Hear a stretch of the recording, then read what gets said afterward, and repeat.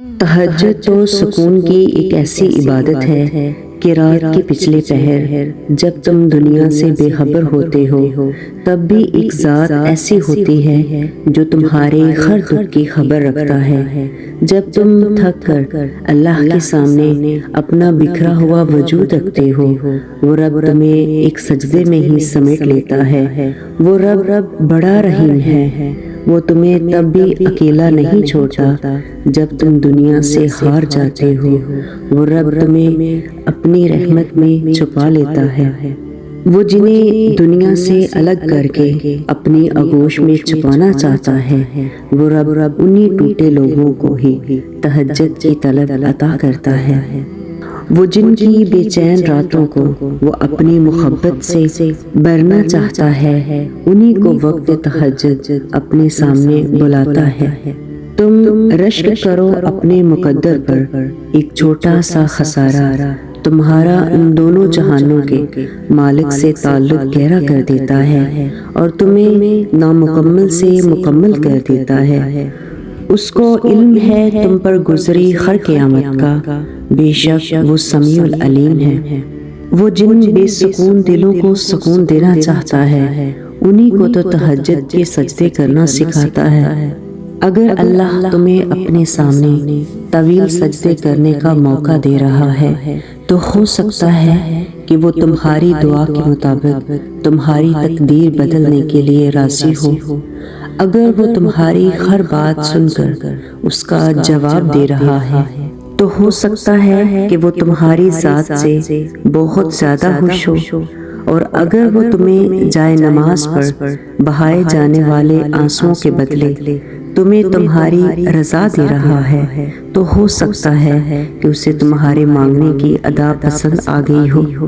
اگر وہ تمہاری دعاؤں کو ٹال رہا ہے، اس کا مطلب یہ نہیں کہ وہ دعا قبول نہیں کرے گا۔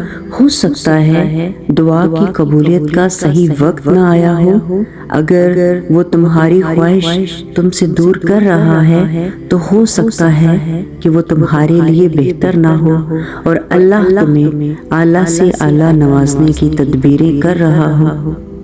جائے نماز پر گرائے گئے آنسو چمکدار موتی بن جاتے ہیں، اور سجدے میں جب آنسوؤں نے روانی پکڑی ہو وہی قبولیت کا وقت ہوتا ہے۔ صبر کی جہاں آخری حد ہو وہیں سے کن کا مرحلہ شروع ہوتا ہے۔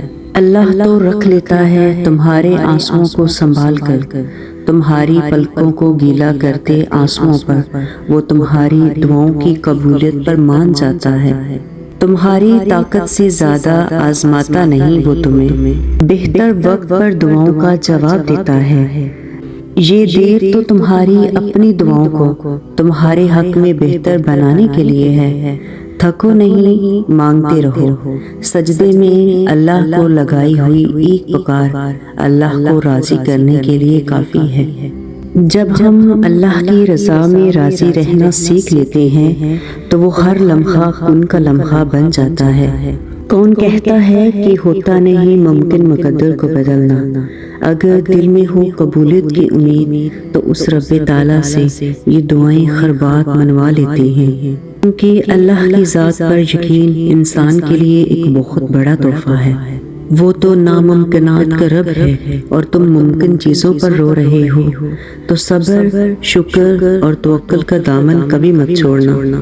وہ تمہیں ناممکن کے وسوسوں میں الجھاتا ہی اس لیے ہے تاکہ تمہیں ممکن کی طرف اس کی جانب کھینچ کر لے جائے۔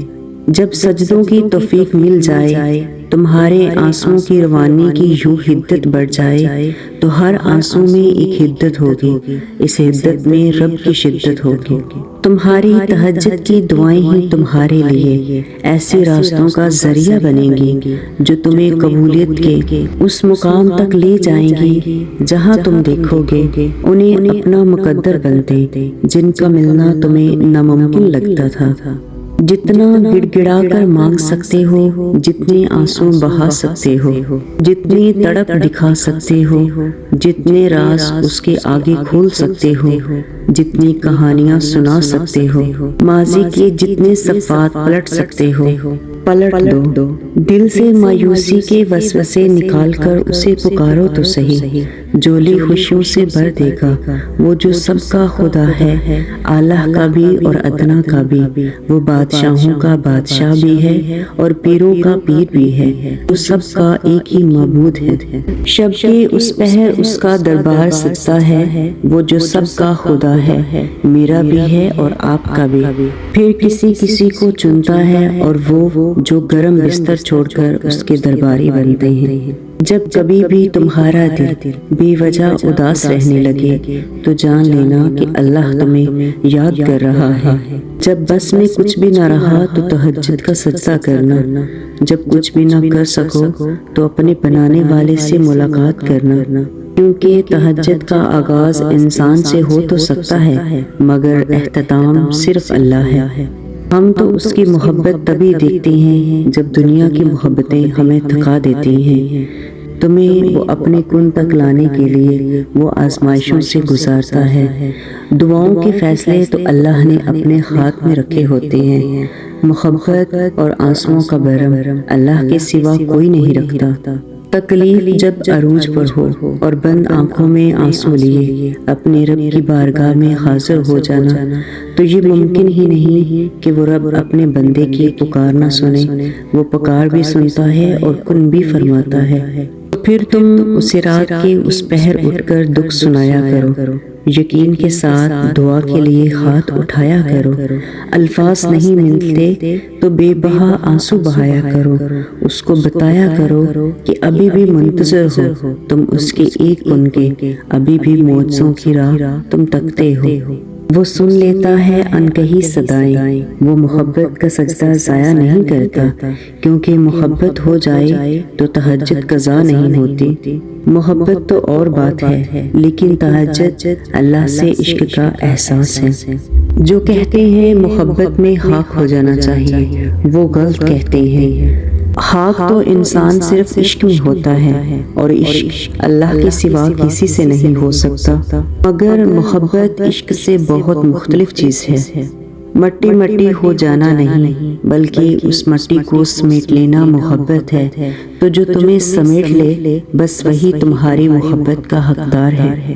تمہارے لیے درد چاہے ایک ناقابل تسخیر پہاڑ جیسا ہو، لیکن جو موسیٰ کے لیے دریا تقسیم کر سکتا ہے وہ القہار کیا تمہارے دکھوں کو پر نہیں لگا سکتا؟ جس نے آدم کو بن ماں باپ کے پیدا کیا وہ الخالق کیا تمہارے کسی بھی آنسوں سے انجان ہو سکتا ہے؟ تمہارے دعا میں اٹھے ہاتھوں کو کیسے جھٹک سکتا ہے؟ اس کے لیے تم سے بڑھ کر کچھ نہیں، اور اس کی رضامندی کے سامنے نصیب بھی بے بس ہو جاتا ہے۔ وہ تو بس کن کہتا ہے اور وہ ہونے یا نہ ہونے کا نہیں سوچتا۔ تمہاری خدا سے یہ دوری ہی تمہیں بے سکون رکھتی ہے۔ تم بھول جاتے ہو اسے پر وہ تمہیں کبھی نہیں بھولتا۔ رب کی محبت حاصل کرنے کے لیے اس سے جستجو کرو، یوں اللہ کو بھول کر دنیا میں مگن ہو جانے سے خدا نہیں ملتا۔